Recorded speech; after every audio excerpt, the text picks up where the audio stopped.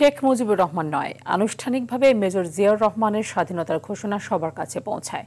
স্মৃতিচারণ করতে গিয়ে এ তথ্যই জানালেন কুমিল্লা অঞ্চলের মুক্তিযুদ্ধের সংগঠক মনিরুল হক চৌধুরী। 25 মার্চ রাতেই এদেশের মানুষের মনে পাকিস্তানিদের দাফন হয়ে গেছে মন্তব্য করে তিনি বলেন, বাকি সময়টা কেবল দখলদার মুক্ত করেছে বাংলার বীর মুক্তিযোদ্ধারা। খান আলামিনের রিপোর্ট। মুক্তিযুদ্ধ নানান জানা অজানা গল্পের এক পূর্ণাঙ্গ আখ্যান। এক একজনের মুখ থেকে উঠে আসে এক একটি অজানা গল্প, যে গল্প উন্মোচন করে নতুন নতুন মত পথে। মনিরুল হক চৌধুরী ছাত্রলীগের সভাপতি ছিলেন। মুক্তিযুদ্ধের সময় ছাত্রলীগের সাংগঠনিক সম্পাদকের দায়িত্ব পালন করা এই রাজনীতিবিদ বর্তমানে বিএনপি চেয়ারপারসনের উপদেষ্টা।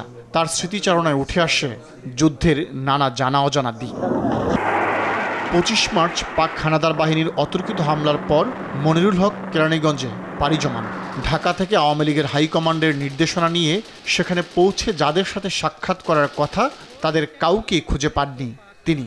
কেরানীগঞ্জে যে দেখলাম যে না, আমরা যেখানে যেখানে বললো যে আমাদেরকে যোগাযোগ করবে কেন্দ্রীয় নেতারা, নেতৃবৃন্দ আমাদেরকে কথা জানাবেন, এক্স্যাক্টলি ওনাদের কাউকে পাইলাম না। আমরা ওখানে একদিন থেকে চলে গেলাম, আমি ফিরোজুর রশিদ ভাগ্যকুলে একটা থেকে লঞ্চে ফিরোজুর রশিদ চলে গেল গোপালগঞ্জ। ভাগ্যকুল যে 28 তারিখ আবার আসলাম, আবার কেরানীগঞ্জে আসলাম। সেদিনও খুব বেশি যোগাযোগ করে পেলাম না। সে সময় তিনি আনুষ্ঠানিকভাবে জিয়াউর রহমানের স্বাধীনতার ঘোষণা শুনেন, বলেন শেখ মুজিবুর রহমানের স্বাধীনতার ঘোষণার কথা কেউ জানত না।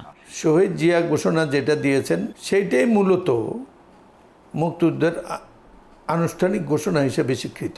এর আগে অফিসিয়াল লেভেলে শেখ মুজিব কর্তৃক ঘোষণা দিয়ে যাওয়ার যে বার্তা পাওয়া যায়, সেটা আমরা তৎকালীন আমলে তখনও আনুষ্ঠানিকভাবে শুনি নাই। আনুষ্ঠানিকভাবে প্রথম যেটা শুনেছি আমি ব্যক্তিগতভাবে, সেটা শুনেছি জিয়ার বেতার ভাষণ। আমি মেজর জিয়া বলছি। নানা চড়াই উতরাই পেরিয়ে মনিরুল হক পৌঁছেন ভারতের আগরতলায়। ট্রেনিং শেষে দায়িত্ব নেন কুমিল্লা, চাঁদপুর, ব্রাহ্মণবাড়িয়া অঞ্চলের ইন্ডাকশন ইনচার্জের।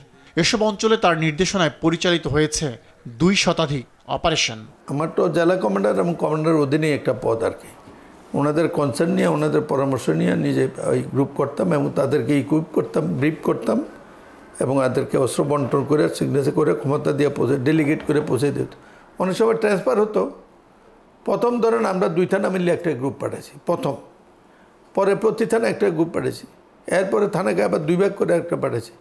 শেষ পর্যন্ত এমনও থানা আছে যে থানা 4টা গ্রুপ কাজ করছে মুক্তিযুদ্ধ পর্যন্ত যাই। মানে ট্রেন ফোর্স আসার সাথে সাথে এরিয়া ছোট হয়েছে প্রতি গ্রুপের। তিনি মনে করেন 25 মার্চ রাতে পাক বাহিনীর হামলার পরই তাদের দাফন সম্পন্ন হয়েছে দেশের মানুষের মনে। বাকি সময়টা দেশমাতৃকাকে দখলমুক্ত করতে লড়াই করেছে স্বাধীনতাকামী মানুষ।